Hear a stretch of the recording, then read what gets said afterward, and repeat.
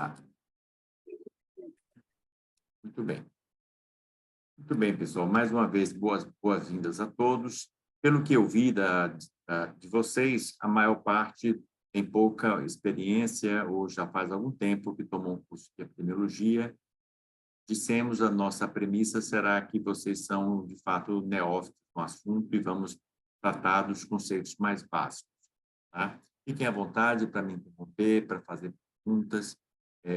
Apesar do curso ser online, vamos tentar interagir o máximo possível. Também podem ficar à vontade, portanto, para me interromper. Nesse primeiro encontro, nós vamos fazer uma breve introdução à epidemiologia, vamos falar dos principais desenhos de estudo muito rapidamente, falar sobre as vantagens e desvantagens de cada um, de um modo bem aligerado, e nos próximos encontros, como eu falei para vocês, até a metade do curso, nós vamos falar bem detalhadamente sobre vantagens e desvantagens, sobre o que devemos atentar em cada um desses principais desenhos de estudo. Hoje será apenas uma visão mais geral. Muito bem. Eu começaria perguntando a vocês, para que serve a metodologia científica? O que é que nós buscamos? É algo diferente, um pouco usual? Eu diria que não. A gente utiliza a metodologia quase sem saber, ou metodologia científica mesmo, sem saber que usaríamos esse nome para tomar decisões triviais no dia a dia. Então, até para decidir, por exemplo, qual é o destino das próximas férias ou qual o modelo de carro que a gente deseja comprar, nós fazemos comparações, nós fazemos observações e identificamos, fazemos mensurações para que essa decisão seja a mais conveniente para a gente.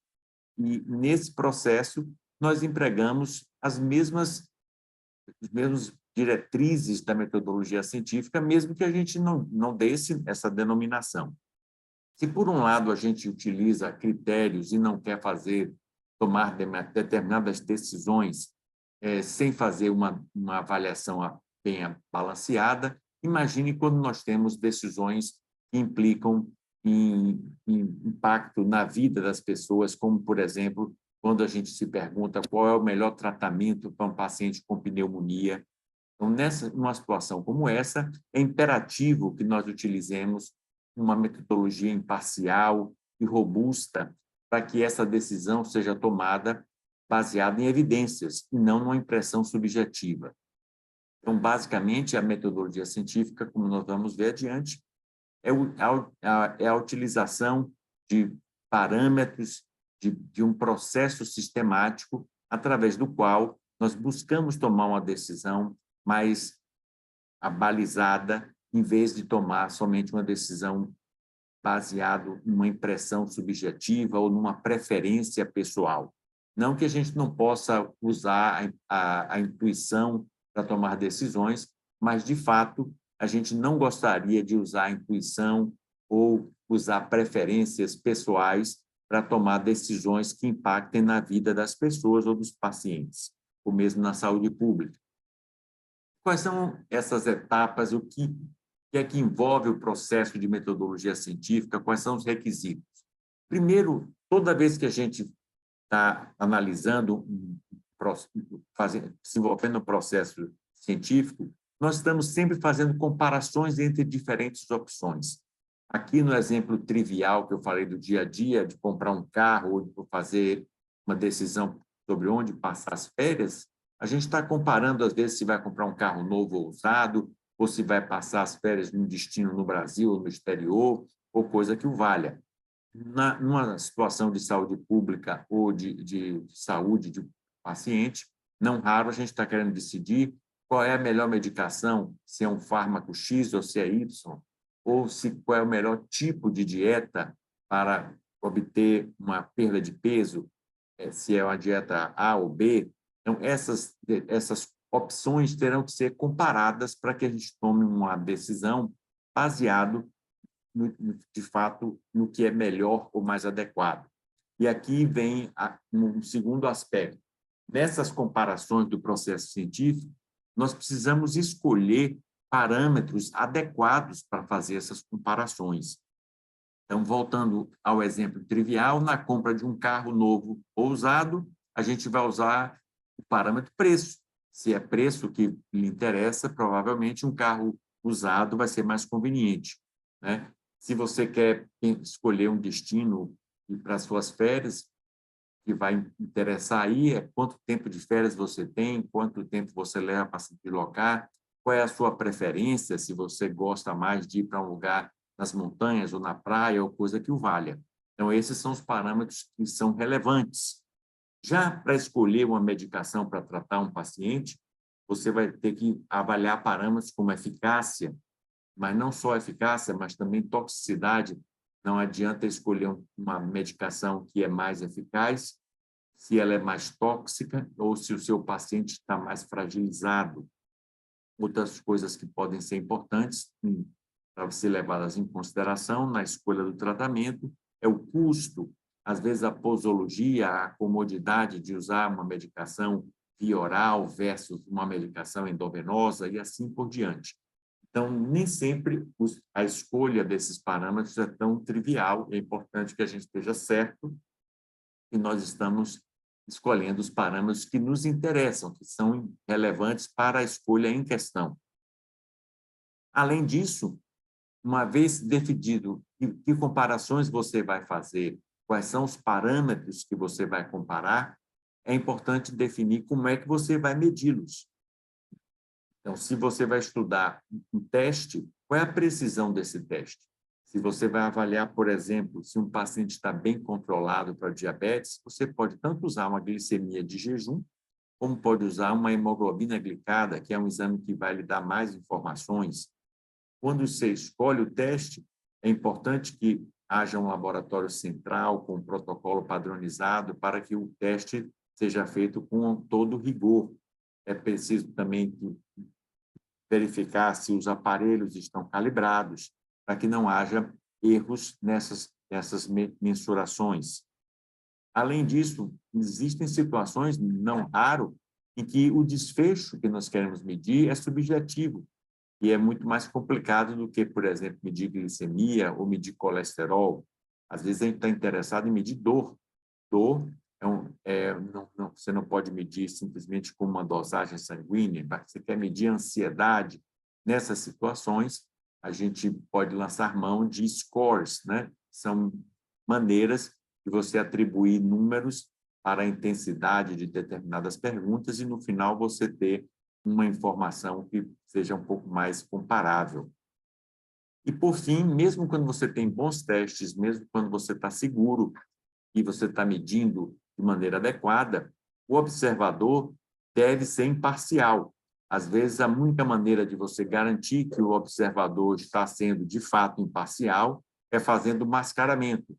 O observador não sabe quem é que tomou o remédio novo ou o remédio tradicional. Então, ele não tem como, digamos assim, puxar a brasa para a sardinha.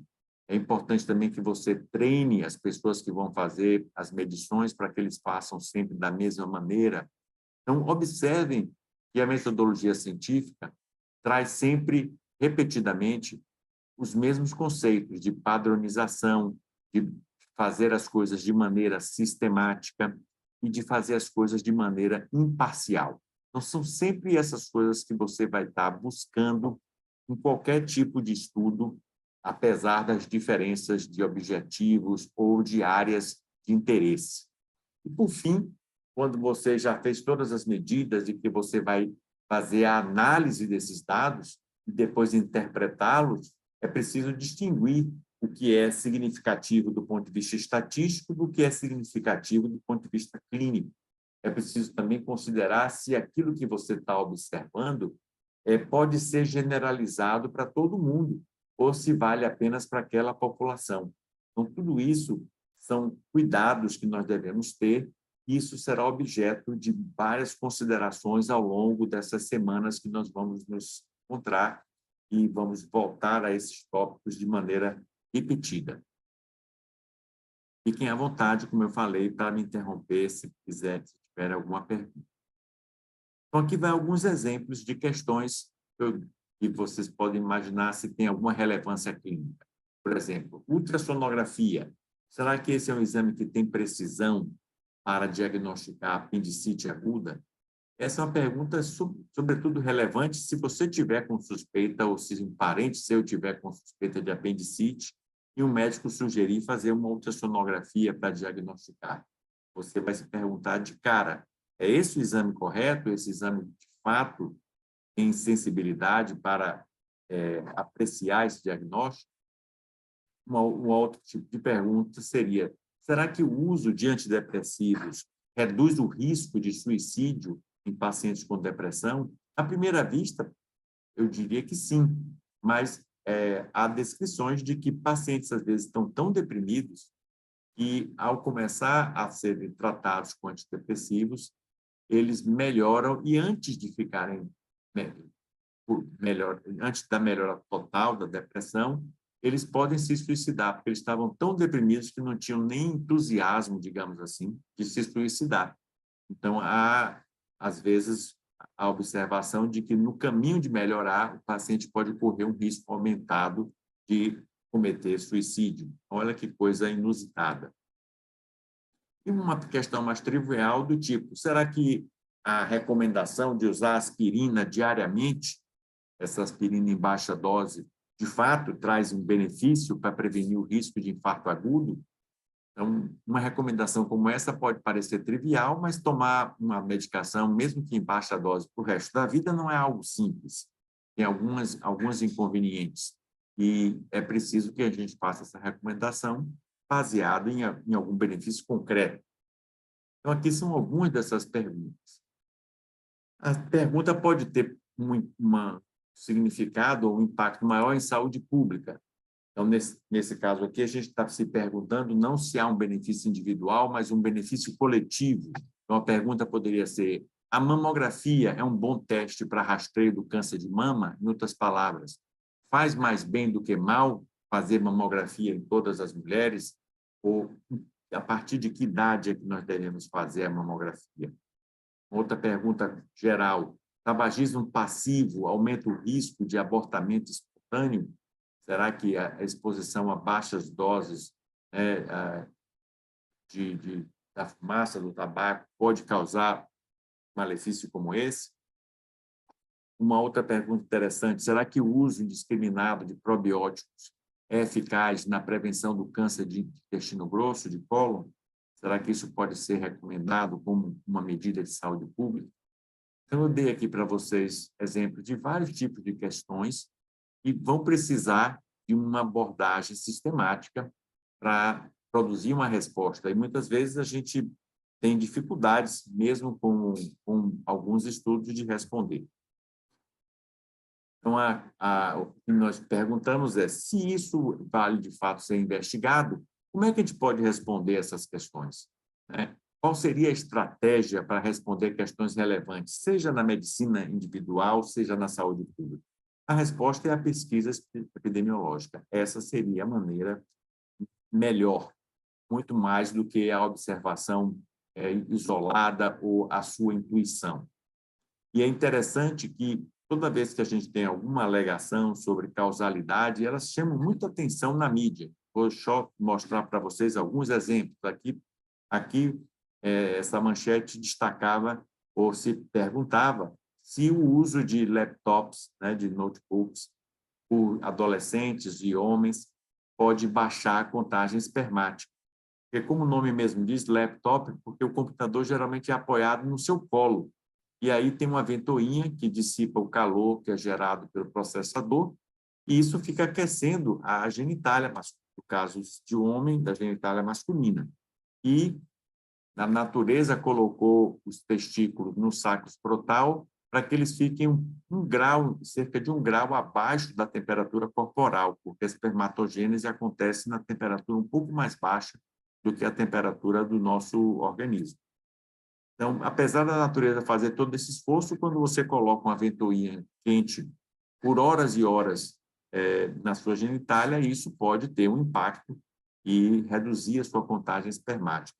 Então, isso aí chamou muita atenção e pode ser motivo de um estudo. Aqui, um outro estudo questiona se, de fato, as taxas de suicídio aumentam no inverno ou, como eles observaram aqui, aumentam quando a temperatura começa a subir no término do inverno. O que é que será que acontece? O que será que é verdade? Então, essas alegações sobre causalidade, além de chamar muita atenção da mídia, elas são frequentemente inconsistentes e até contraditórias. Aqui vou dar vários exemplos para vocês. Aqui essa manchete destacava que algumas xícaras de café pode reduzir o câncer de intestino grosso. Tá? Essa outra fala que o café pode, melhor dizendo, essa aqui dizia que algumas xícaras de café pode reduzir o risco de câncer de intestino, e essa outra aqui diz que não, que café não diminui o risco de câncer de intestino grosso. É absolutamente contraditória. Aqui fala que a reposição hormonal dobra o risco de câncer de mama nas mulheres. Essa outra mostra que a reposição hormonal diminui o risco de câncer nas mulheres. Essa outra que bebidas alcoólicas podem estar ligadas à demência. Essa outra aqui fala que o álcool pode reduzir o risco de demência. Então, vejam que são inconsistentes e, como eu falei, mais do que inconsistentes, contraditórias. Por último, essa aqui fala que tomar estatinas pode aumentar o risco de câncer. Já o outro jornal diz que estatina diminui o risco de câncer. É uma confusão tamanha, e uma vez eu vi isso no jornal e mais ou menos captura o que o leigo muitas vezes pensa, né? E as manchetes científicas são criadas de maneira aleatória. Então, aqui eles fizeram um cartoon bastante irônico, né? Em que um âncora de um jornal anuncia as notícias, sim, café pode causar depressão em gêmeos. Então, é algo que parece ser produzido não pelos dados, não por evidências científicas robustas, mas de maneira inteiramente aleatória e sem nenhuma consistência. Ou seja, parece que as notícias são inventadas. É aquela história que o ovo faz mal agora, depois o ovo é saudável, e a gente não sabe no que acreditar. Então, voltando à pergunta, como é que nós podemos responder essas questões relevantes em medicina e em saúde pública com a pesquisa epidemiológica?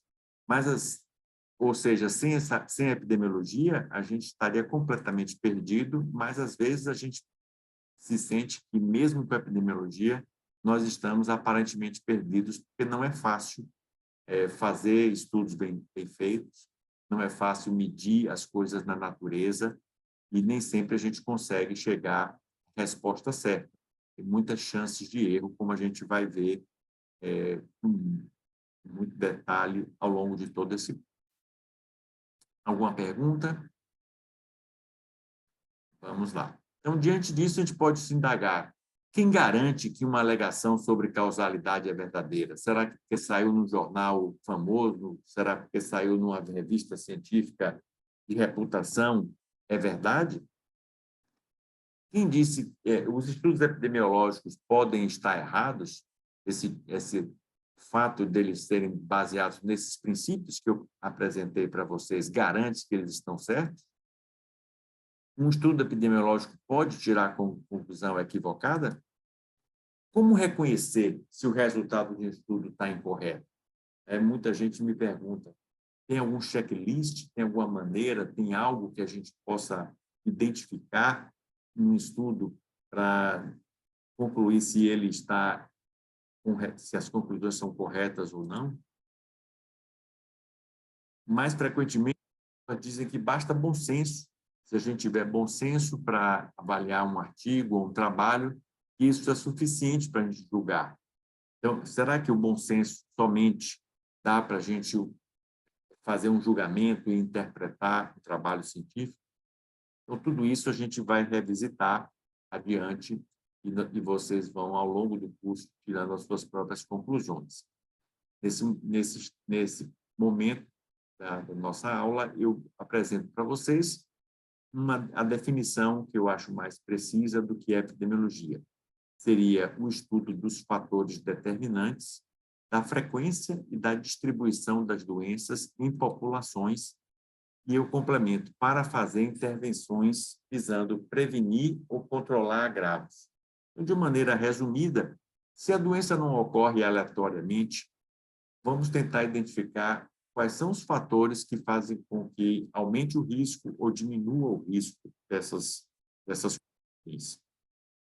Mais que isso, ao identificar quais são as condições que aumentam o risco ou que previnem uma doença, vamos promover intervenções para que a gente possa controlar, evitar, às vezes mesmo eliminar um agravo. Então, é uma ciência que se ocupa de encontrar as causas, os determinantes das doenças, ou encontrar os fatores de prevenção para implementá-los e para melhorar a saúde individual e da população. Eu destacaria para vocês aqui os principais componentes dessa definição de epidemiologia. Primeiro é que a gente precisa medir a frequência das doenças para poder identificar aonde e como elas estão acontecendo, né? Que é a parte da distribuição. Ao medir a frequência com que o agravo acontece, seja uma doença, seja um evento, a gente observa qual é a distribuição. Quem adoece, aonde adoece e quando adoece. Só de observar essas três coisas, a gente já começa a fazer algumas hipóteses. Se a doença acontece mais em homens, que trabalham em determinado, você já começa a pensar que pode ser alguma coisa ocupacional. Se a doença acontece mais em crianças, numa determinada estação do ano, você imagina que pode ser uma doença que tem uma transmissão respiratória ou ligada a algum fator de risco dessa natureza. Então, somente essas características, ao serem examinadas, já nos permitem algumas pistas. E, a partir daí, a gente pode tentar identificar os fatores determinantes da doença nas populações para fazer essas intervenções para prevenir ou controlá-las. A epidemiologia, às vezes, é classificada como epidemiologia clássica ou epidemiologia clínica. Não existe uma disputa entre elas, eu diria que elas têm pequenas diferenças, mas trabalham com a mesma finalidade. Enquanto a epidemiologia clássica ela está orientada para populações e para identificar fatores nutricionais, sociais e modificar esses fatores de risco nas populações, a epidemiologia clínica usa esses mesmos métodos, mas ela estuda pacientes e ela quer melhorar decisões médicas. Apenas isso. O escopo da epidemiologia clínica é um pouco mais focado em decisões médicas, enquanto que o escopo da epidemiologia clássica é medidas para atingir mais a saúde pública e a população de um modo geral. Alguns exemplos de como a epidemiologia contribui para as ciências médicas, eu destacaria aqui na investigação de doenças novas. Então, a lista de doenças, e todas elas foram identificadas os fatores de prevenção ou de controle, até mesmo antes de nós sabermos o que é que as estavam causando. Eu vou dar o exemplo aqui mais detalhado em relação à doença de Lyme. A doença de Lyme é uma doença que foi primeiro observada em crianças, era uma artrite em crianças e que se caracterizava por lesões tipo alvo, esse eritema em círculos concêntricos, e os participantes e os pacientes tinham, de modo geral, uma história de que tinham andado no campo e encontrado depois carrapatos, né, na sua roupa ou no corpo. E a doença foi descrita e a partir desses atributos foi se preconizado de que provavelmente ela tinha uma transmissão por artrópado e medidas de prevenção com utilização de repelente, meias mais altas, etc., controlou o surto, mesmo antes de saber o que é que estava causando a doença, que só foi descoberto o agente etiológico, que é uma borrélia, em 1982, 7 anos depois. Então, notem, aconteceu alguma coisa aqui, eu perdi.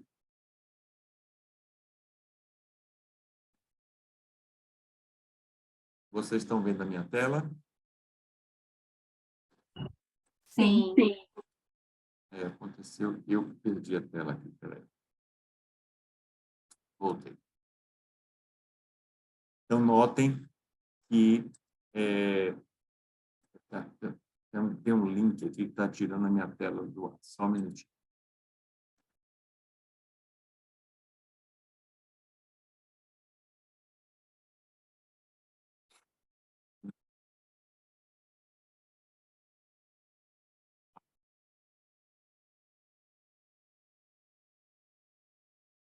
E, então, gente, tanto a doença de Lyme, como a doença dos legionários, mais recentemente HIV, todas essas doenças, nós já tínhamos uma ideia de como elas eram transmitidas, mesmo antes de identificarmos qual era o seu agente causal, só de estudar essas características, quem é que adoecia e quando adoecia. E quais são os principais desenhos de estudo? Nós vamos classificar os desenhos de estudo, de um modo geral, em dois tipos: desenhos predominantemente descritivos, desenhos predominantemente analíticos. Por que eu digo predominantemente descritivo ou analítico? Porque não tem nenhum estudo que seja somente descritivo ou somente analítico. Um estudo descritivo tem também componentes analíticos, da mesma maneira que um estudo analítico também tem componentes descritivos. Os estudos descritivos, como o nome já diz, eles se ocupam de descrever a pessoa, o lugar e o tempo em que a doença ocorre. Então, quanto à pessoa, qual é a idade, qual é o sexo que está acometendo os pacientes, em que lugar a doença ocorre, se é na zona rural, se é na zona urbana, se tem algum aspecto ocupacional, e qual é o tempo, né? Se tem alguma estação do ano ou alguma peculiaridade. Então, esse é um estudo que, ao descrever as características, ele gera hipóteses, ele gera ideias sobre o que é que pode ser determinante para aquele agravo. Já os estudos analíticos, eles vão testar essas hipóteses, eles vão avaliar se uma determinada exposição está, de fato, causando uma doença e vão tentar definir se um determinante doença, de fato, é uma causa ou não. Por isso, essa etapa é dita predominantemente analítica. Aqui, só para ver se vocês ainda estão comigo, eu perguntaria, Daniele Ribeiro, você acha que qual é o tipo de estudo mais importante? É o estudo descritivo ou é o estudo analítico? Oi, professor. Eu acho que os dois tipos de estudo são importantes. Acho que não tem um que é melhor do que o outro, não. Agora, eu acho que um pode subsidiar o outro em determinados aspectos. Exatamente, Daniele. Isso é o que você vê em todo livro de texto e que todo mundo, mais ou menos, pensa. Mas, às vezes, a gente sente um certo preconceito. Vocês estão entrando na pós-graduação, aí vai apresentar o seu projeto de pesquisa, e alguém, de repente, fala assim, mas isso aí é um estudo descritivo, com um tom pejorativo. E o que eu recomendaria, se for o caso de ser um estudo descritivo mesmo, você dizer, sim, é um estudo descritivo, qual é o problema? Eu já vi alguns colegas dizerem que um estudo descritivo não se presta para um doutorado. Eu seria capaz de passar o resto do dia aqui dando exemplos de estudos descritivos extremamente relevantes, tá? E, de maneira alguma, o fato de um estudo ser descritivo ou analítico, por si só, demonstra superioridade. Como você mesmo disse, o estudo analítico geralmente vem depois de que um estudo descritivo gerou hipótese, né? Como está dito aqui, se o estudo analítico vai testar uma hipótese, ela tem que ser gerada, né? E onde é que você vai gerar essas hipóteses, né? Então, não há, eu espero que vocês saiam desse curso convencidos, não há superioridade intrínseca em um estudo ser descritivo ou analítico por si só, tá? O que importa é que você faça um bom estudo descritivo ou um bom estudo analítico. Um estudo analítico mal feito, com uma hipótese que mal formulada ou com um desenho que não se presta para testar essa hipótese, não tem nada de superior, entendeu? Então, o que importa não é o rótulo do estudo, mas a sua qualidade, tá?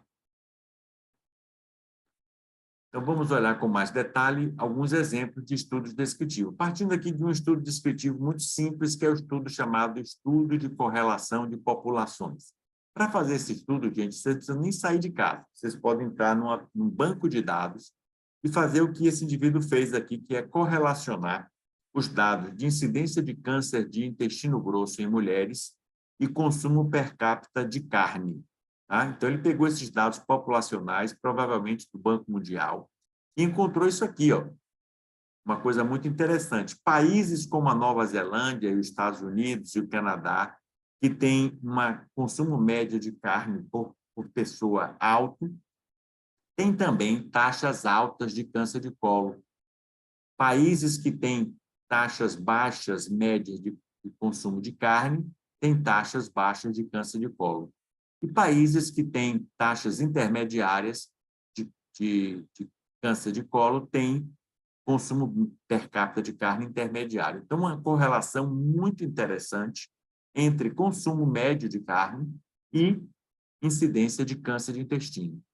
Para fazer esse estudo, apesar de todos esses países listados aqui, a pessoa não gastou um tostão, não gastou muito tempo, ele simplesmente usou dados pré-existentes e ele pode levantar a hipótese que consumo de carne pode ser um fator de risco para câncer de colo. Qual é isso? Isso tem valor enorme. Você pode fazer, além disso, várias outras, explorar os dados de diversas maneiras e levantar inúmeras hipóteses iniciais. Qual é a limitação? Esse estudo não prova isso, porque nesse tipo de correlação de população, você não garante que são as pessoas que estão consumindo mais carne que estão tendo câncer de colo. Aqui você está tendo os dados em agregado, não é um dado individual. Além disso, pode ser que não seja exatamente o consumo de carne que aumenta o risco de câncer de colo. Pode ser outra coisa que acontece muito em quem come muita carne, que é comer pouca fibra, pouco vegetal. Então, pode ser que o consumo de carne seja só um marcador, não exatamente o que está causando o câncer de colo. E nesse tipo de estudo, como você não tem essas informações individualmente, isso não pode ser respondido, mas o estudo tem um grande valor de gerar essa hipótese que poderá ser avaliada em outro tipo de desenho. E aqui, como eu falei, você pode sentar e passar uma tarde inteira fazendo correlação de várias coisas e descobrir ou iniciar várias linhas de pesquisa. Outro tipo de estudo descritivo mais conhecidos é o relato de caso, né? Um relato de caso pode parecer uma coisa muito trivial também, mas o relato de caso de uma mulher, na época que se iniciou o uso de contraceptivo oral, que teve tromboembolismo pulmonar, deflagrou a investigação que associou o uso de contraceptivo oral a tromboembolismo pulmonar. Um relato só pode fazer uma descoberta importante.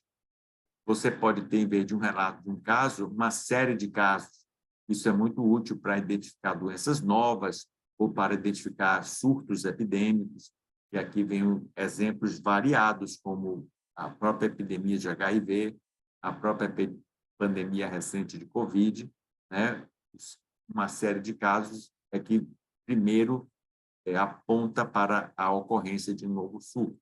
E, por fim, o estudo mais complexo desses descritivos é o estudo de corte transversal, que é também conhecido como um inquérito populacional, em que você avalia exposição e doença simultaneamente. Então, você pode ir um mês para uma emergência e analisar, por exemplo, quais são as causas de acidentes de acordo com a idade e o sexo das pessoas.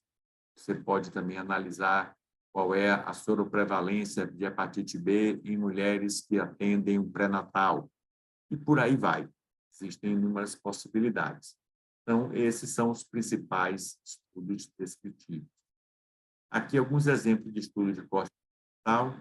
Aqui um estudo em que o indivíduo avaliou pacientes com Alzheimer e com depressão e fez uma correlação com alterações no hipocampo, presença de placas e alterações no hipocampo. Outro estudo tentou associar a soropositividade para clamídia e doença arterial coronariana em homens no Japão. Um outro estudo tentou mostrar fatores de risco para alergia em crianças em idade escolar nas áreas rurais da América Latina. E, por fim, esse é um estudo que nós fizemos, qual era a prevalência e quais eram os correlatos de disfunção erétil em homens no Brasil. Então, tudo isso são exemplos de estudos inquéritos ou de estudos de corte transversal. Passando para a outra categoria de estudos, que são os estudos analíticos, eles podem ser subclassificados em estudos observacionais, onde o investigador ele acompanha e coleta as informações, mais conhecidos são os estudos de coorte e o estudo de caso-controle. Ou pode ser também um estudo de intervenção, onde o investigador é quem vai determinar quem é que recebe a exposição ou quem é que não recebe. Nesse caso aqui, nós temos o exemplo clássico, é o experimento ou um ensaio clínico, quando é em populações humanas. Então, são os dois principais tipos e os seus subtipos aqui. Vamos olhar um por um. O estudo de coorte é um estudo em que o investigador começa classificando a população em expostos ou não expostos. Depois, ele acompanha esses grupos e mede quanto de doença ocorre em cada um.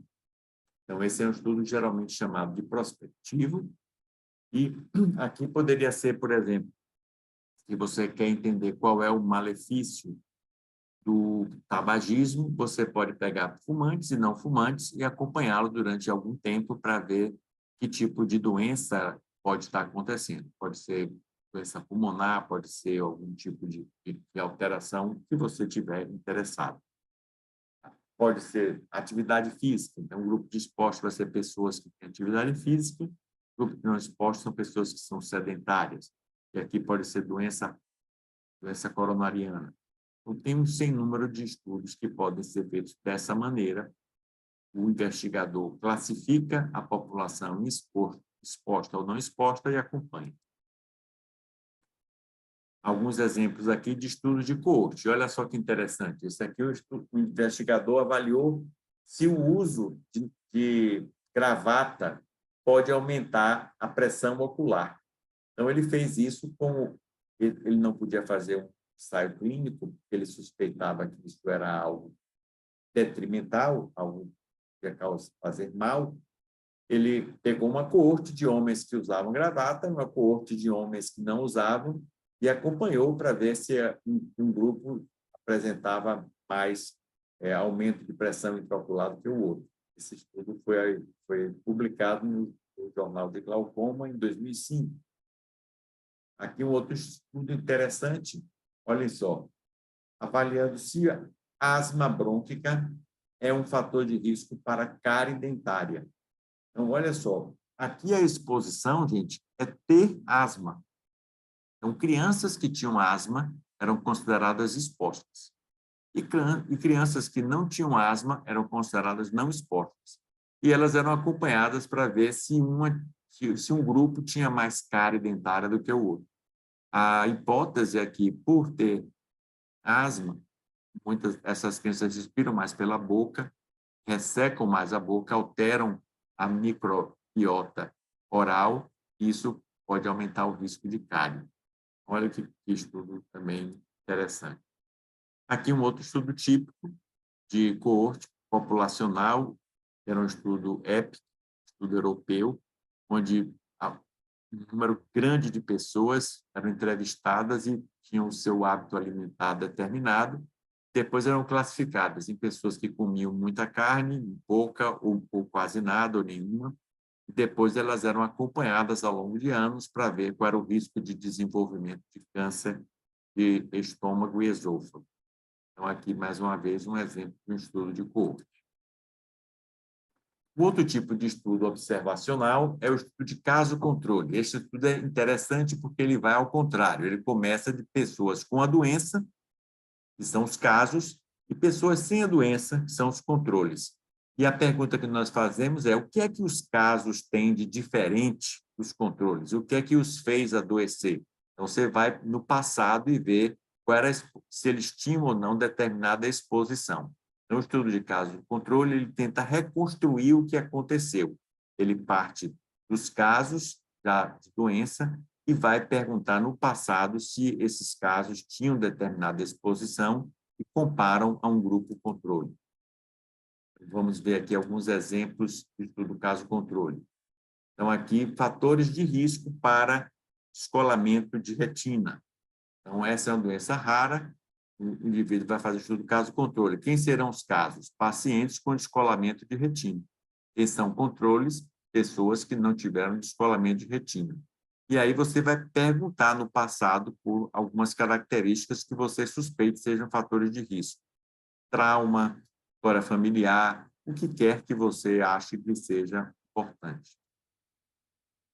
Aqui um outro estudo onde se fez um caso-controle para descobrir a causa de um surto de criptosporidiose. Então, os casos eram as pessoas que tinham diarreia por criptosporídeo, controle eram pessoas que não tinham diarreia. Elas foram perguntadas sobre os seus hábitos alimentares, o que é que elas comeram recentemente, para tentar descobrir a causa desse surto. E aqui, um outro exemplo de estudo caso-controle, que era para investigar causas de tinea captis, né? Que é aquela dermatose do couro cabeludo. E, nesse caso aqui, os casos eram mulheres e os controles mulheres sem tinea, né? Sem essa alteração. E o fator de risco era o tipo de cuidados que elas faziam com os cabelos. Se elas usavam aquelas escovas com ácido, com calor, e se esses tipos de cuidados com o couro cabeludo eram um fator de risco para desenvolver isso aí. Então, aqui, todos esses exemplos, você começa de pessoas que têm a doença ou não têm e pergunta no passado se elas têm aquela exposição que você suspeita. Por fim, o estudo de intervenção ou experimental pode servir para testar uma droga, uma cirurgia, um programa de saúde, uma vacina e assim por diante. Você tem um grupo experimental e um grupo controle. Quem define isso é o investigador. Então, esse estudo, a partir dessa definição, vai acompanhar o grupo experimental e ver quantos desenvolvem a doença, e no grupo controle a mesma coisa. Pode ser também a cura, né? Se você tem um paciente aqui, você pode utilizar quem toma o remédio novo, quem toma placebo, quem toma um comparador, para ver as taxas de cura. Essa é a estratégia mais robusta por causa da randomização da exposição. Mas, antes disso, deixe-me perguntar aqui, ver se eu vejo alguma pessoa. Bárbara, esse estudo aqui parece com qual que eu falei para trás? Qual é o que você diria que ele se assemelha?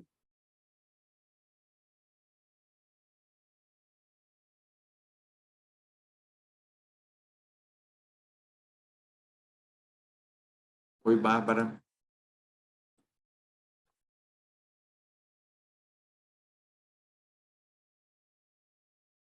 Acho que Bárbara não está nos ouvindo, eu vou perguntar ao Felipe. Professor, consegue me ouvir? Consigo. Esse estudo Perfeito. parece com qual que nós vimos até agora? Professor, eu acredito que a gente pode colocar ele mais ou menos em paralelo com o caso controle, né, em um outro ponto de vista, né, dizendo que esse mensura o experimento, né, a intervenção, a atividade da intervenção em um experimento, e o caso controle é algo em que a gente observa também, né, em dois grupos de caso de controle, mas de maneira basicamente retrospectiva. Muito bem. Olha aqui, eu vou voltar ao slide, ver se consigo aqui. O caso controle está aqui, tá vendo? A doença está aqui e você vai na direção do passado para a exposição. Esse que nós estamos aqui, você define quem vai participar do grupo experimental e quem não vai, e você acompanha ele para ver quem vai ter a doença. A direção vai da exposição para a doença. No caso controle, você vai da doença para a exposição. Perfeito. Então, a gente poderia associar ele mais com a corte, né? Isso. Ele parece, Felipe, ele parece com esse aqui, ó, com a coorte. Note bem. Né? Expostos e não expostos, e ver quem desenvolve a doença. Agora, qual seria a diferença?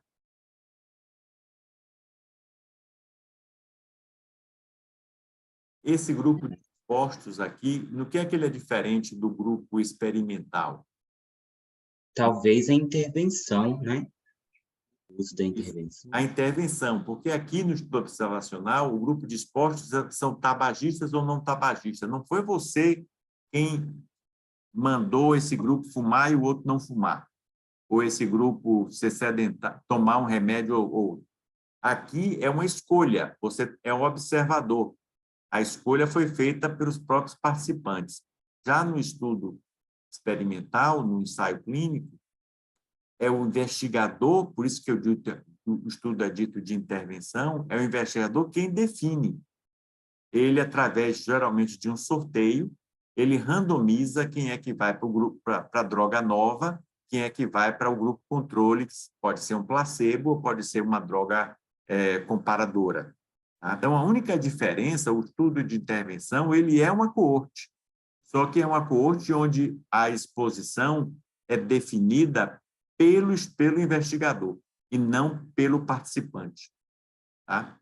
Então, aqui é essa única... Mas o fluxo é o mesmo. Você tem expostos e não expostos, e depois você vai ver o que é que acontece.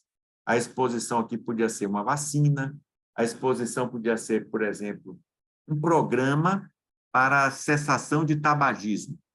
Então, é possível fazer um ensaio clínico. Você vai sortear algumas pessoas que fumam para fazer um programa de cessação de tabagismo e outras pessoas que fumam vão receber uma cartilha convencional. E você vai ver se o seu programa consegue fazer com que as pessoas parem de fumar mais do que a cartilha convencional. Então, esse foi um estudo de intervenção porque você sorteou algo positivo, que era uma intervenção para parar de fumar. Mas no estudo de coorte, para saber que mal faz o cigarro, não é ético fazer um estudo de intervenção, porque você não pode sortear as pessoas para começarem a fumar e outras continuarem sem fumar, entendeu? Essa é uma limitação que nós vamos ver aqui. E o estudo de intervenção ele é robusto porque ele faz uma randomização que deixa os grupos parecidos, mas ele tem limitações éticas, porque você só pode fazer ele para coisas que são positivas ou benéficas. Você não pode fazer para fator de risco. Não é legítimo, não é ético que você sorteie pessoas para receberem uma droga que você acha que causa câncer. Você pode sortear uma pessoa para tomar uma droga para curar o câncer, não para causar. Mas o estudo de intervenção, um ensaio clínico, ele não passa de uma coorte. É a mesma coisa, só que é você quem define. Tá? Ele tem, portanto, essa limitação de você só faz o estudo de experimental quando o experimento é benéfico, não para fazer o mal. E ele é geralmente caro, ele tem um custo elevado, porque ele precisa de um número grande de pacientes, ele precisa de fazer uma randomização realmente aleatória, ele precisa de mascaramento, tudo isso custa dinheiro. Tudo isso é complicado de realizar. Exemplos de ensaio clínico. Aqui está um exemplo, utilidade daquelas chamadas vacinas para alergia, para tratamento de rinite alérgica. Então, vocês todos já devem ter ouvido falar que algumas pessoas tentaram tratar rinite alérgica com aquelas vacinas que tomam no dermatologista. Será que essas vacinas servem? Não é possível. A melhor maneira de você fazer isso é você fazer um ensaio clínico. Uma parte das pessoas que têm rinite vai tomar a sua vacina, a outra parte vai tomar um placebo, e você vai ver se isso, de fato, faz diferença. Aqui um outro exemplo de um programa para promover aleitamento materno. Então, você desenha um programa bacana para estimular as mulheres a amamentarem seus filhos. Por mais bacana que seja, por melhor que seja seu teste, você precisa mostrar que ele funciona. Como é que você mostra? Você submete algumas mães ao seu programa e outras você dá um panfleto normal que dá na maternidade. E aí você vê se o seu programa foi capaz de levar a um maior número de mulheres amamentando. Tá? Então, isso aí é um outro exemplo. Por fim, você pode comparar, por exemplo, se fazer um stent é superior a fazer uma cirurgia aberta para a doença coronária, né? Será que é melhor fazer um stent? Seguramente o stent é menos invasivo, né? Ou é melhor fazer uma cirurgia aberta com a ponte safena? Qual é o melhor? A melhor maneira de testar isso é fazer um ensaio clínico. Então, aqui, vamos ver agora, vamos fazer um exercício com vocês. Quero que vocês participem comigo, para a gente tentar ver qual é o desenho de estudo. Não vamos adivinhar, vamos raciocinar. Então, aqui, esse estudo buscou avaliar o papel da ansiedade e da depressão no desencadeamento do trabalho de parto prematuro, ok? Alguém aí da nossa turma nasceu prematuro? Deve ter alguém, porque é muito comum, 15% a 20% dos partos são prematuros. Então, deve ter um ou dois aí da nossa turma que foi prematuro. Quais são as causas? O leigo diz que, geralmente, a mãe é que estava muito ansiosa, por isso que o menino nasceu mais cedo, né? Será que isso é verdade? Será que a ansiedade ou mesmo a depressão pode levar a um parto prematuro? Então, a primeira coisa que eu pergunto para vocês, quem é aqui a exposição e quem é o desfecho? Patrícia, quem é a exposição? A exposição seria ansiedade e depressão, Isso, e o desfecho seria o parto prematuro. exatamente. Concorda? Então, a exposição é ansiedade e depressão e o desfecho é parto prematuro. Que desenho de estudo você acha que poderia ser empregado para investigar essa hipótese? Dá para fazer um Seria... ensaio clínico, Patrícia? Dá para fazer uma intervenção? Não, Hã? acho que nesse caso seria a coorte, né? Sim, uma boa ideia. Não, por que não dá para fazer um experimento? Dá para eu pegar algumas mães e sortear? Não tem como, Não é assim, não ético, não dá para é? a gente, Não é exato, colocar fatores que vão desencadear, eu pegar 100 desencadear grávidas e dizer assim, ansiedade e depressão nessas metade eu vou deixar deprimida e ansiosa e metade... submeter a estresse, né? Não, Isso não é ético, não então não dá para cabe. fazer um experimento, Exato. não é? Não é possível, não é aceitável fazer um experimento. Você sugeriu fazer uma coorte, eu acho que é uma boa ideia. Como é que seria a coorte? Quem seria a coorte de mulheres expostas? Você vai Seriam mulheres. chegar lá, a mulher que chega nos primeiros 3 meses para se cadastrar no pré-natal, você faz o que com elas? Essas mulheres, elas seriam seguidas, né? Seriam cadastradas, seguidas, e Antes de é seguir, um o que é que você estudo... faz? O que é que você faz com elas? Quando elas chegam para se cadastrar no pré-natal, você faz uma avaliação Sim, para classificar se tem um grau maior de ansiedade e depressão ou não. exato. Faz uma Certo? avaliação de ansiedade e depressão, e é porque eu Então, pensei, professor, em aplicar termos de consentimento, essas coisas, sim, desculpa. sim, não. Pulando essa parte, só assim do ponto de vista mais prático, né? Você pode fazer durante 6 meses, todas as mulheres que chegarem no pré-natal, você aplica um questionário para avaliar Isso. a depressão, e esse questionário vai classificar as mulheres em mais ansiosas e deprimidas ou menos. Pode até classificar em 3 graus, nenhum ou leve, moderado e muito, né? Simplificar, vamos dizer assim, com muita ou com pouca, né? Então, isso você faria um questionário que classificaria as mulheres em expostas ou não expostas de acordo com a presença de ansiedade e depressão. E aí, depois, faria o quê? Assim, o que eu acredito? Essas mulheres precisariam ser reavaliadas periodicamente, até para ver Isso. se vai mudar de grupo, né? Algumas desenvolveram Você posteriormente, no está segundo muito sabida, você trimestre. está muito sabida. Não precisa, simplifica mais. Faz de conta que elas não vão mudar, que elas vão continuar do jeitinho que eram.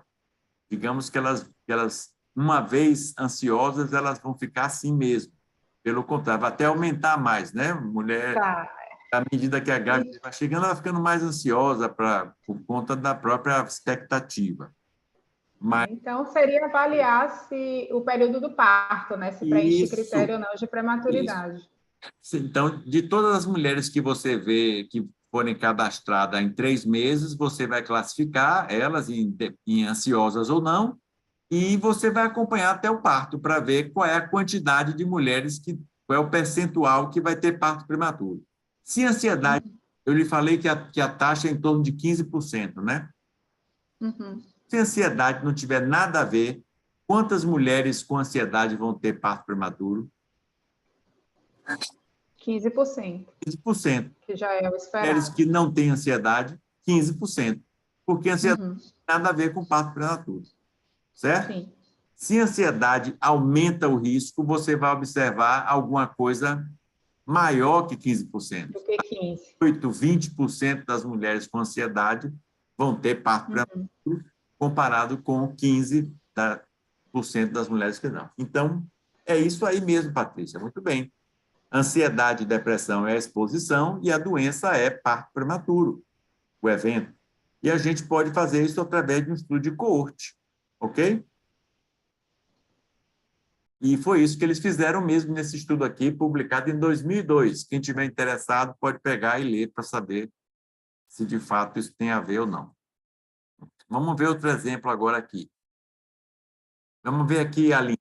Esse estudo aqui, Aline, o investigador estava interessado em saber se exposição a campo magnético na sua residência é um fator de risco para desenvolvimento de leucemia aguda em crianças.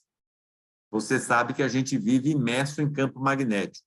A televisão gera um campo magnético, o computador, as antenas de celular, as torres elétrica, tudo isso gera campo magnético. Então, será que as crianças que têm exposição a campo magnético têm risco aumentado de leucemia? É essa a pergunta. Então, eu lhe pergunto, Aline, quem é a exposição e quem é a doença?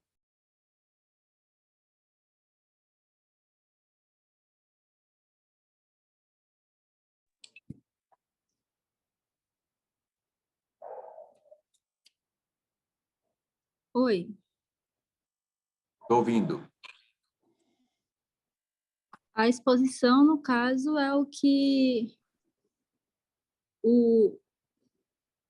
Você pode recapitular para mim, por favor? A pergunta desse, Falhou um pouco aqui. se o campo magnético que a gente está exposto na casa, na casa que você mora, será que isso aumenta o risco de leucemia nas crianças que moram nessa casa? Então, quem é a exposição e quem é a doença?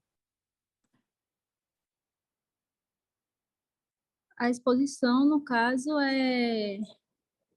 A doença é a leucemia e a exposição, Isso. no caso, é esse campo Campo magnético, magnético. ao qual a criança está exposta. Isso, exatamente. Então, a exposição é o campo magnético residencial. Como é que você faz para medir isso? Você pode ir na casa, levar um aparelho e medir qual é a intensidade do campo magnético que você está tendo ali na casa daquela criança.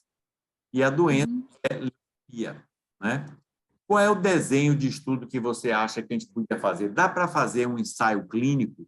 Dá para fazer um experimento onde eu sorteio as crianças para morar numa casa cheia de radiação e outras não, para ver quem é que vai ter leucemia? Dá para fazer esse experimento? Não, eu acho que o apropriado seria mais um estudo de coorte, não? No caso, no qual iríamos para determinado local, que possa ser que já estivesse acontecendo, já estivesse predominando esse caso.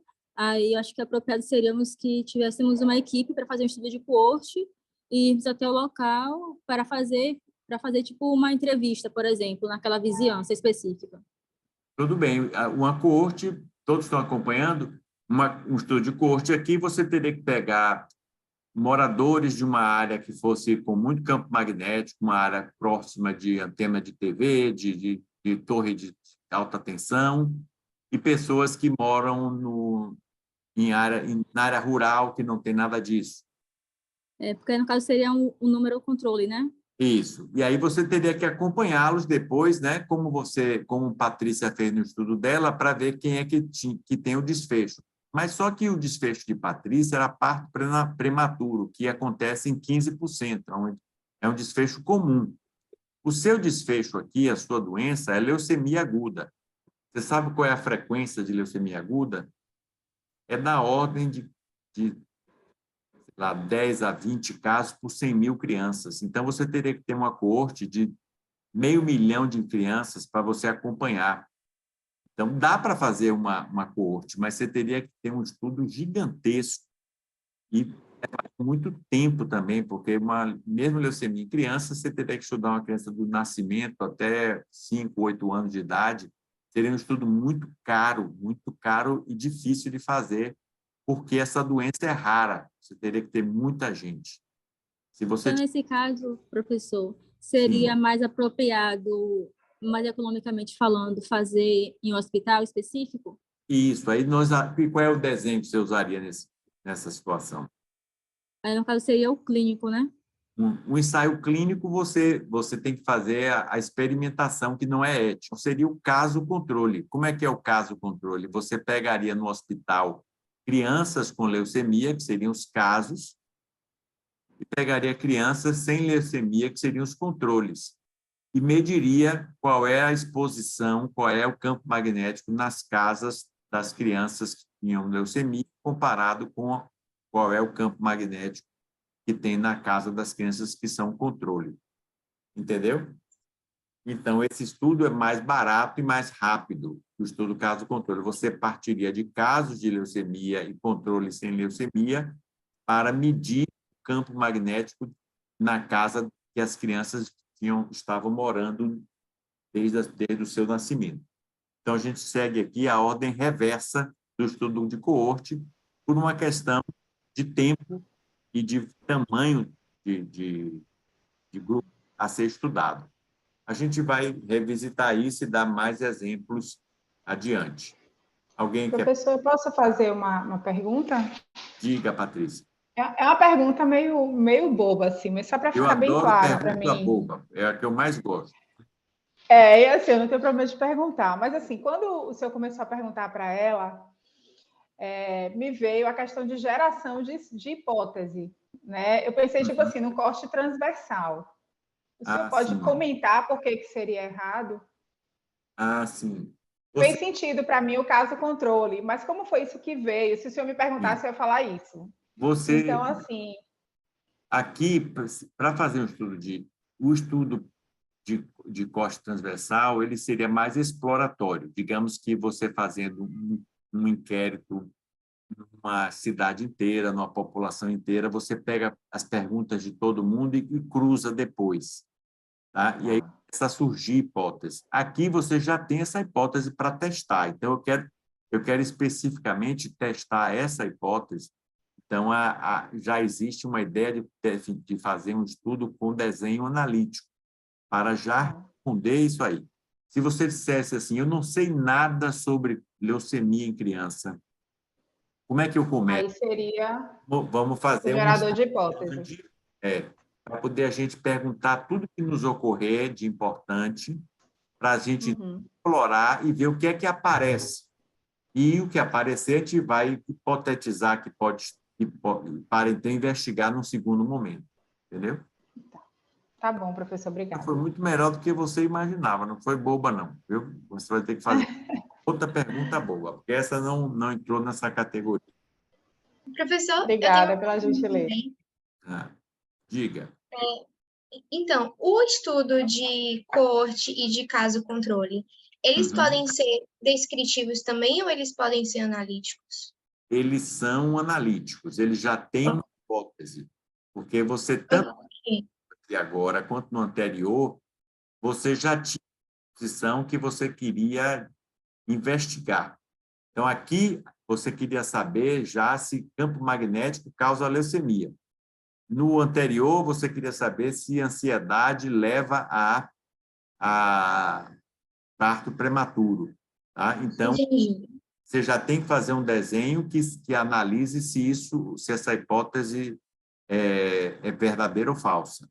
Certo. Mas eles não necessariamente precisam ser experimentais, né? Não, e nem poderiam, porque não seriam éticos. Do jeito Entendi. que... Entendeu? A gente, às vezes, faz a gente faz assim, Se você acha que ansiedade causa depressão, você faz um programa para diminuir a ansiedade, entendeu? Um programa de psicoterapia, e aí você vê se quem você tratou diminuiu, entendeu? Que nem aquele exemplo que eu dei de tabagismo. Você não pode mandar as pessoas fumarem para ver o que mal faz, mas você pode criar um programa para parar de fumar e ver se você eliminou uma doença que você acha que está associada ao tabagismo, entendeu? Então, às vezes, a gente usa Entendi. o desenho experimental para prevenir o que a gente acha que causa a doença, para fazer uma prova indireta, entendeu? Sim, entendi. Agora, Obrigada, vocês professor. fizeram uma boa pergunta, porque aqui, se você quisesse, se a gente não soubesse nada sobre o que causa parto prematuro, aí eu fazia um corte transversal, eu entrevistava todas as mulheres que vão na maternidade, perguntava sobre características da personalidade, perguntava sobre história familiar, perguntava sobre dieta, e no final e perguntava se o parto foi, não precisava ser nem na maternidade, eu podia perguntar a mulheres da população geral, entendeu? E tentava cruzar para ver o que é que está aparentemente associado, para gerar a hipótese. Então, quando você faz o corte transversal, você faz geralmente uma coisa que a gente chama de uma análise exploratória. Você descreve tudo para tentar ver para que caminho você vai se dirigir. Porque no estudo analítico, você já vai ter que se posicionar e focalizar para investigar uma exposição. Então, você precisa ter uma hipótese formulada, entendeu? A gente vai... Certo. Obrigada, professor. Nada. Então, vamos lá para o último exemplo. Aqui um exemplo interessante. Esse é um estudo para ver o que é melhor para tratar infestação por piolho. É melhor uma droga simples, usar uma loção de permetrina, que é aquilo, Quel, essas coisas todas que usa para piolho, ou usar Quel, que é a loção, mais um comprimido de Bactrim. E o interessante aqui é que muita gente acha que é para dar o Bactrim para o piolho, mas não é. Você dá o Bactrim para a pessoa, porque como o piolho suga o seu sangue, ele acaba tomando o Bactrim via seu sangue, entendeu? Porque o problema do Quel é que quando você passa a loção, ele mata o bicho, o piolho, mas não mata os ovos e a lêndia. Então, você tem que passar de novo e a pessoa pode ter uma reinfestação. E se você dá o Bactrim, a fêmea bota ovos que estão defeituosos e aí você cuida de uma vez, entendeu? Então, será que isso é verdade? Então, esse é o estudo que está sendo proposto aqui. Quem é a exposição e quem é a doença? Vamos A escolher. exposição ao remédio, né? São os medicamentos. Diga lá, Fabiana. A exposição seria os medicamentos. Isso, a Testado. exposição seria ou a droga única, que é a loção, ou a combinação da loção com o Bactrim. E o desfecho ou a doença é a infestação de piolho. Qual é o melhor Sim. Fabiana? Eu acho que seria o ensaio clínico randomizado. O ensaio clínico, né? Porque aqui você está discutindo o que é melhor, o que é mais benéfico. Então, é ético que você submeta as pessoas aos dois, né? E é a maneira mais imparcial de você ver isso. Então, você sortearia crianças ou adultos com infestação por piolho para receber ou a loção pura ou a loção com Bactrim. Para você manter esse estudo mascarado, Fabiana, como é que você faria para o paciente não saber que ele está tomando só a loção? Eu acho que eu daria... Os dois são... É o mesmo veículo? Os dois são... Os dois vão tomar a loção de Quel. Agora, um toma a loção de Quel e toma um comprimido de Bactrim.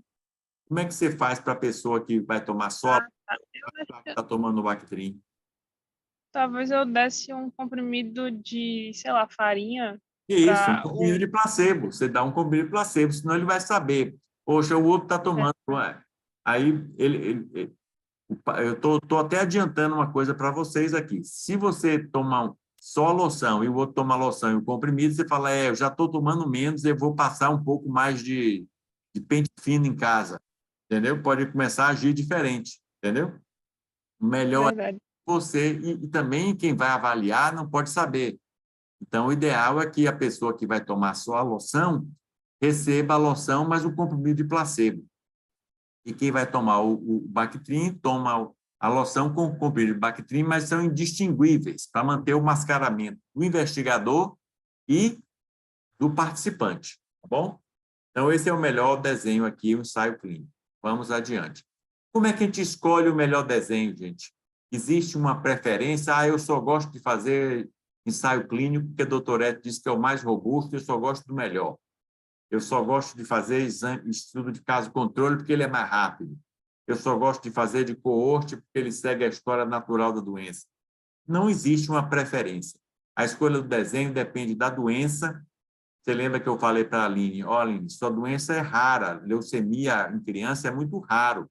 Para você fazer um estudo de coorte, você vai ter que acompanhar 500 mil de crianças para que 10 ou 12 tenham leucemia. Vai ser muito complicado, muito trabalhoso para o seu mestrado isso.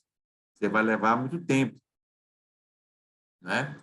Vai depender do tipo de exposição e vai depender dos recursos, se você tem dinheiro. Tem situações que você tem que analisar todo esse conjunto. Então, não tem uma resposta certa, definitiva. O melhor desenho é o desenho que você puder fazer melhor, tá? Então, de volta aos questionamentos iniciais. Quem garante que as alegações sobre causalidade de um determinado estudo são verdadeiras? Ninguém, não tem garantia. Tá? Não é porque saiu no New England que é certo. O estudo epidemiológico pode estar errado? Definitivamente sim. Ele pode tirar conclusão equivocada? Claro que sim. Como é que a gente reconhece se o estudo está incorreto? Não tem como saber.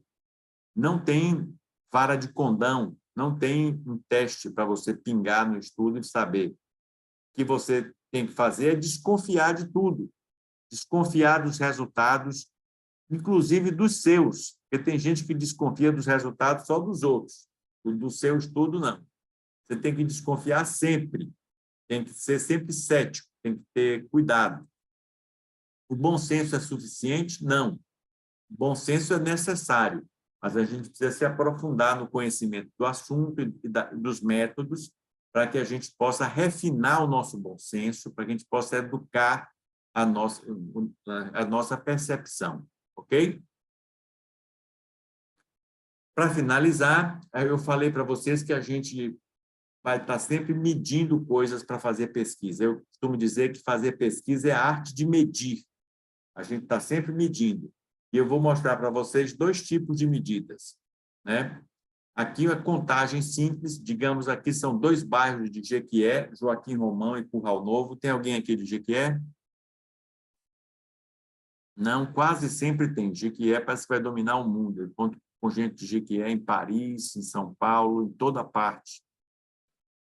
Tem alguém até o final do curso, vai aparecer alguém de Jequié. Então, eu estou mostrando para vocês aqui que no bairro de Joaquim Romão ocorreram 42 casos de calazar durante o ano. E no bairro de Curral Novo aconteceram 27. Essa contagem simples, gente, dá para dizer que é mais arriscado morar em João Romão, por casos de lá, do que em Curral Novo? Dá para dizer isso? Não. Por que não? Olha, eu acho que deveria ser um número que relacionasse com a quantidade de a população de cada cidade, ou de cada Exato. bairro, na verdade. Que tem 42 casos, eu estou dizendo simplesmente que tem mais casos em Joaquim Romão do que Curral Novo, mas o mais casos pode ser que mora mais gente. E, de fato, Fabiana, em Joaquim Romão tem 18 mil habitantes, enquanto que Curral Novo tem 6 vezes menos. Então, para a gente saber o risco, eu preciso ter o número de casos por habitante. E se a gente calcular aqui a taxa, eu tenho 2,3 casos por 1.000 habitantes por ano em Joaquim Romão e tenho 7,5 casos por 1.000 pessoas por ano em Curral Novo. Então, eu tenho muito mais risco em Curral Novo do que em Joaquim Romão. Então, o número absoluto não me informou sobre risco. Mas o número absoluto serve para alguma coisa? Se eu tivesse só esse número, eu posso fazer uso dele para alguma... Tem alguma utilidade saber quantos casos tem? Tem. Eu posso, por exemplo, calcular que em Joaquim Romão eu vou precisar de mais médicos e mais medicações para Calazar do que em Curral Novo.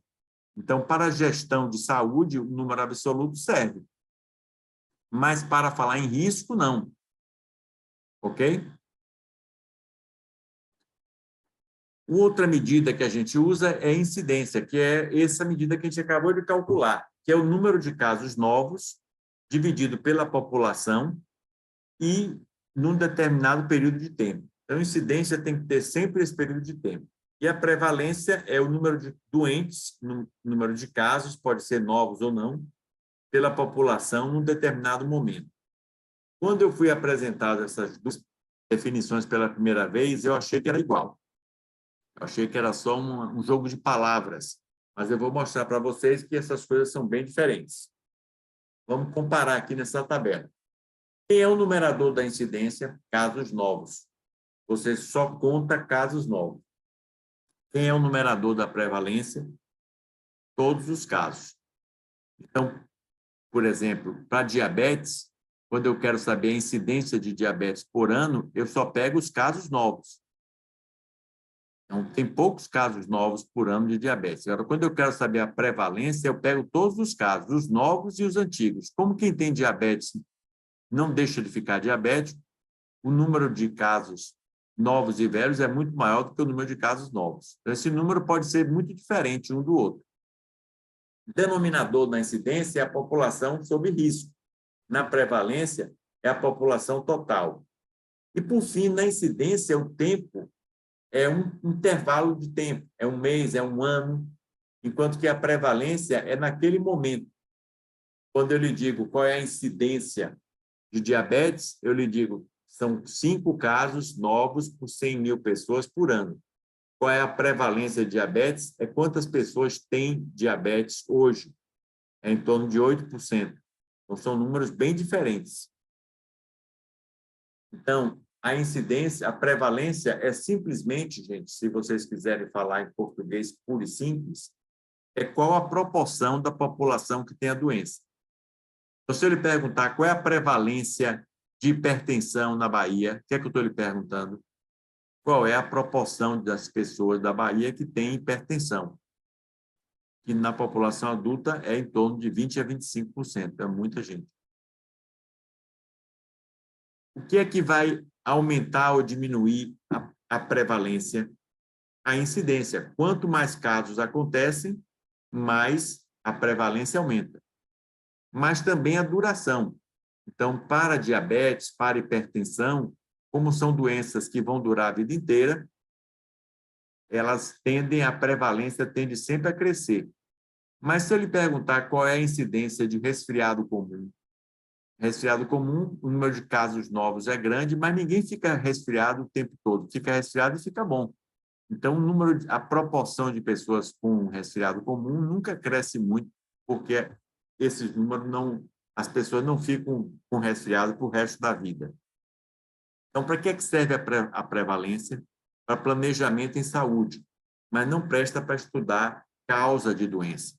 Quando eu lhe digo que 8% das pessoas têm diabetes, estou lhe dando qual é a prevalência. Quando eu lhe digo que a prevalência de doença do coração é 3 vezes maior em pessoas de classe alta, comparada à classe baixa, não quer dizer que tem 3 vezes mais pessoas tendo doença cardíaca na classe alta. Quer dizer que pode representar que quem está na classe alta não morre de doença cardíaca e esse número fica maior, porque eles têm acesso ao tratamento. Já quem é da classe baixa pode ter doença coronária na mesma intensidade, mas não ter acesso ao tratamento e morrer. Então, às vezes, a prevalência maior pode estar refletindo só um melhor tratamento. A incidência, gente, é a taxa de surgimento de casos novos, é uma medida que lhe dá a velocidade que surge casos novos. Então, o que é que aumenta a velocidade de casos novos? Fatores de risco. Se você aumenta as causas, você aumenta a velocidade dos casos. O que é que diminui? Fatores de prevenção. Então, como normalmente a gente quer estudar fator de risco e fator de prevenção, o que a gente quer medir mais é a incidência do que a prevalência. Tá? Isso é que a gente quer medir na maior parte das vezes. Então, se eu lhe disser que a incidência de doença coronária na classe alta é 3 vezes maior que na classe baixa, eu estou lhe dizendo que tem alguma coisa de fator de risco, mas a prevalência não. Por isso é que é importante você distinguir se você está tratando, se você está lidando com casos prevalentes ou casos incidentes. Então, para a investigação de causa, para a investigação de etiologia de doença, nos interessa a incidência. Todos os casos de uma doença, um dia foi um caso incidente, foi um caso novo. Depois que a doença ocorre, gente, o que é que vai acontecer? 3 coisas. Ou a pessoa cura, ou a pessoa morre, ou a pessoa se torna um caso crônico. Certo? E por que eu botei esse caso crônico com uma bola menor do que a bola de casos incidentes? Porque uma parte cura e uma parte morre. Então, a parte que se cronifica é sempre um número menor. Esse número total que eu botei aqui na bolinha pontilhada. Estão vendo aí a representação que eu fiz? Então, todos os casos um dia foram incidentes e a doença pode ou curar, ou a pessoa morrer, ou se tornar um caso crônico. Note que esse caso crônico é uma fração, é uma parte desses casos de cá. Muito bem. Vamos adiante. Vou dar um exemplo para vocês de um trabalho que foi publicado no New England há uns 20 anos atrás ou mais.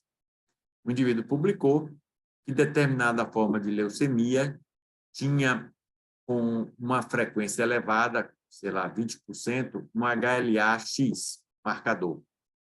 E os controles tinham somente 3%. Baseado nisso, ele concluiu o quê? Que esse HLA era um fator de risco para a leucemia, porque ele estava muito mais frequente, quase 7 vezes mais frequente do que em quem não tinha leucemia.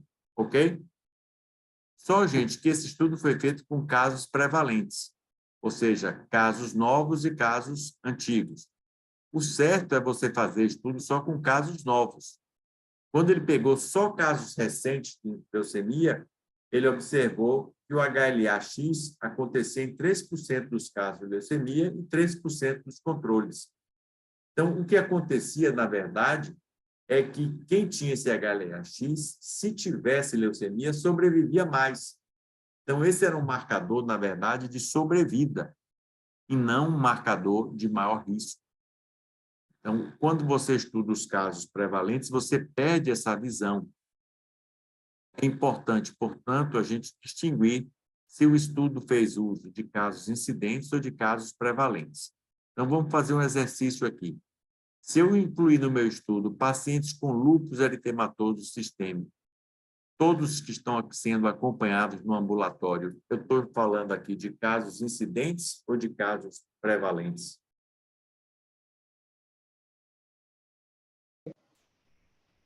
Prevalentes, né? Prevalentes. Aí vai estar todos os pacientes do ambulatório, vai ter alguns que são casos novos, que chegaram estão sendo acabados de ser diagnosticados, mas tem um monte de pacientes com lúpus que vem sendo acompanhado no ambulatório. Então, aí é um mix de pacientes novos com pacientes antigos, então são casos prevalentes. Se eu pegar pacientes com história de diagnóstico de lúpus há menos de 2 semanas, aqui é o quê? É incidente. Caso incidente, casos novos de lúpus. Então, aqui são os casos novos. Eu não perdi ninguém ainda, porque eu acabei de diagnosticar. E se eu pegar pacientes com história de infarto, com diagnóstico de infarto, há mais de 48 horas e menos de 7 dias, isso aqui é casos incidentes, casos novos ou casos prevalentes? Eu acho que é incidente também. Parece incidente, Tainá, mas sabe o que acontece? Quando você pega caso de infarto com mais de 48 horas, tem um detalhe. Diferente de lúpus, em 2 semanas de lúpus, nenhum paciente morre, tá? Raramente. Mas até as 48 horas de um infarto, sabe o que é que acontece, Tainá? cerca de 40% dos pacientes morrem nas primeiras 48 horas. Então, se você pegar só paciente que tem mais de 48 horas, o que é que já aconteceu? Você perdeu os pacientes mais graves, porque 40% morrem nas primeiras 48 horas.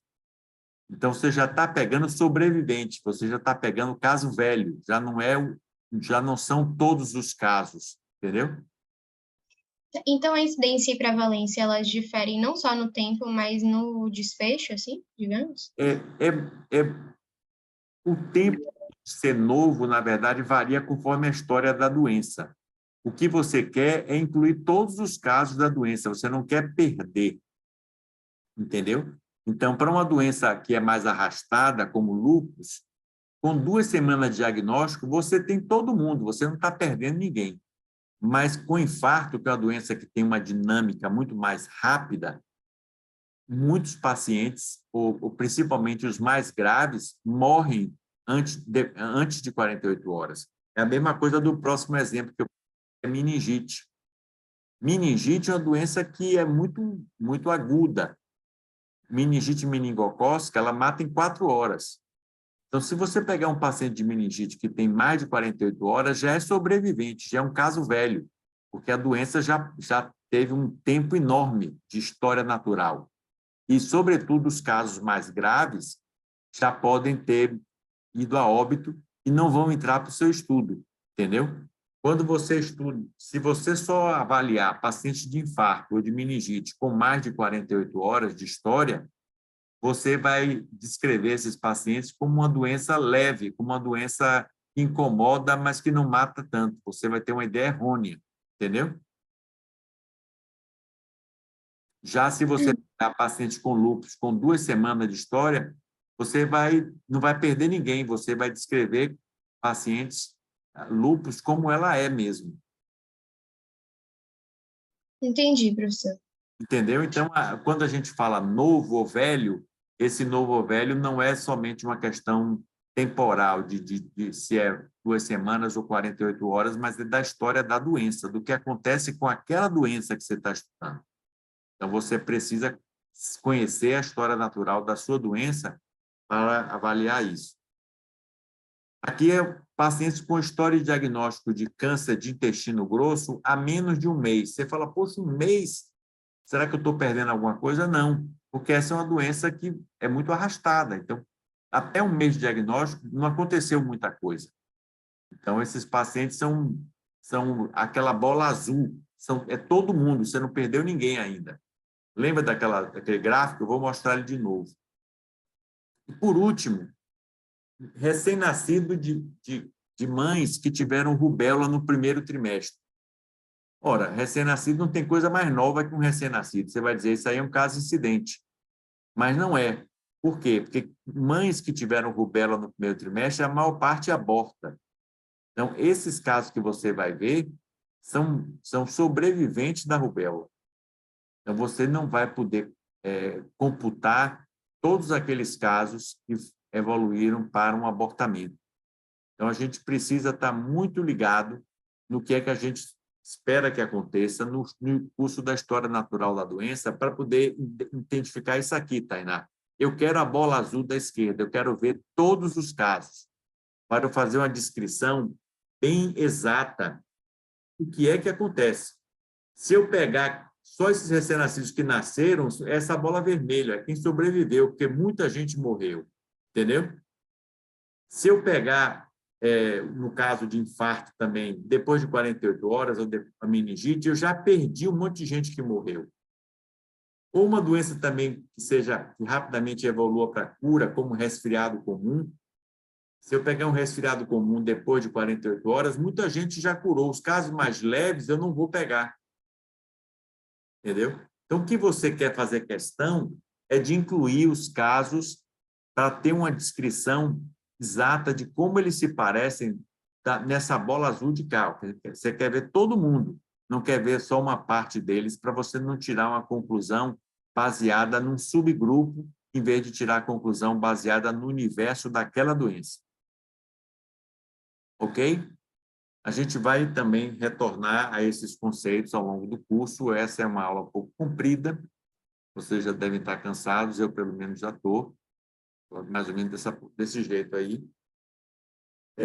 A Caliane vai passar para vocês, vai passar indicações de como entregar, como pegar o exercício. Provavelmente ela deve ter passado isso por e-mail, ela não podia ficar até o final da aula hoje. Nem sei se ela ainda está aqui, deixa eu ver. Ela escreveu no chat que precisa sair, mas ela disse para a gente ir no campus virtual mesmo e acessar por lá. Perfeito. Então, Tá no chat. lá vocês vão ter acesso ao exercício correspondente a esses conceitos que nós vimos hoje, tá? Mais uma vez, vocês não precisam acertar nada. Vocês podem errar tudo, mas vocês têm que tentar fazer e têm que entregar as respostas. Só isso. Não é muito não, né? E aí, na quarta-feira, a gente vai entregar as respostas na hora da aula, vocês já vão ter acesso às respostas, tá? Então, vai até a hora da próxima aula, vocês entregarem as suas respostas, ok? E, em seguida, vocês vão ter acesso às respostas comentadas, e, como eu falei, supre 90% das dúvidas, e se persistir alguma coisa, vocês podem consultar a Caliane ou a mim, tá bem? Então, muito obrigado pela atenção. E na quarta-feira começaremos pontualmente às 16. Vocês, a maioria, estavam aqui no horário certo. Parabéns. Vou fazer o possível para cumprir o horário, para respeitar o horário de todo mundo e não atrapalhar ninguém. Ok? Obrigada, professor. Ok, professor, obrigada. Tchau, professor. Então, Boa tarde. Tchau, tchau, gente. até quarta-feira, então.